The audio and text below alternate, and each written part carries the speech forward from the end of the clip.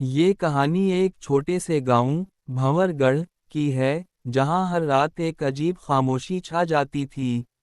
دن میں سب کچھ نارمل، لیکن سورج کے ڈھلتے ہی لوگ اپنے دروازے بند کر لیتے تھے۔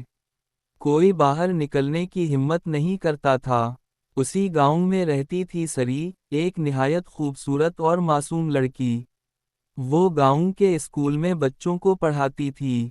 سری کی سادگی اور مسکراہٹ نے سلمان نامی نوجوان کا دل جیت لیا، جو حال ہی میں شہر سے گاؤں آیا تھا۔ سلمان ایک مصور تھا، جو فطرت اور چہروں کے عکس کینوس پر اتارنے میں ماہر تھا۔ دونوں کی ملاقات ایک بار لائبریری میں ہوئی۔ کتابوں سے محبت نے ان کے درمیان ایک پل باندھ دیا۔ رفتہ رفتہ، یہ ملاقاتیں دوستی میں اور دوستی محبت میں بدل گئی۔ حصہ دوم، ممنوعہ حویلی۔ سلمان کو گاؤں میں موجود ایک پرانی حویلی میں دلچسپی تھی جسے لوگ کالی کوٹھی کہتے تھے۔ وہ کہتا، یہ حویلی میرے فن کا بہترین موضوع بن سکتی ہے۔ لیکن گاؤں والے منع کرتے۔ اس سے زیادہ، سلمان بیٹا، وہ کوٹھی منحوس ہے۔ وہاں جانے والا واپس نہیں آتا۔ مگر عشق میں پاگل سلمان نے سری کو راضی کیا اور دونوں نے ایک شام چھپ کر حویلی جانے کا فیصلہ کیا۔ حویلی میں داخل ہوتے ہی عجیب سی ٹھنڈک، پراسرار آوازیں اور دیواروں پر لٹکتی پرانی تصویریں ان کا استقبال کرنے لگیں۔ سلمان ایک تصویر کے قریب گیا اور حیرت سے دیکھنے لگا۔ تصویر میں موجود چہرہ سری سے ہو بہو مشابہ تھا۔ حصہ سوم، راز کا انکشاف۔ سری کی آنکھوں میں خوف اتر آیا۔ سلمان نے پوچھا، یہ تم ہو؟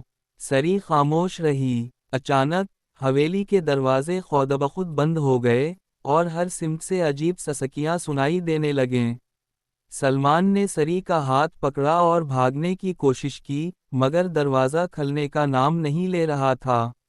تب سری کی آواز بدلی۔ وہ اب وہی لڑکی نہیں لگ رہی تھی۔ میں سری نہیں ہوں، میں ہوں مہربانو، جسے 100 سال پہلے اس حویلی میں بے وفائی کا شکار ہو کر قتل کر دیا گیا تھا۔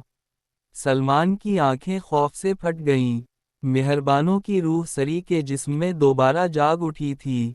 وہ سلمان کو اس عاشق کا جنم مانتی تھی جس نے اسے چھوڑا تھا۔ حصہ چہارم، انتقام۔ مہربانو نے سلمان کو قید کر لیا۔ وہ ہر رات اسے پرانے درد دہراتی، اپنے قتل کی کہانی سناتی اور پھر اس پر وحشیانہ اذیتیں ڈھاتی۔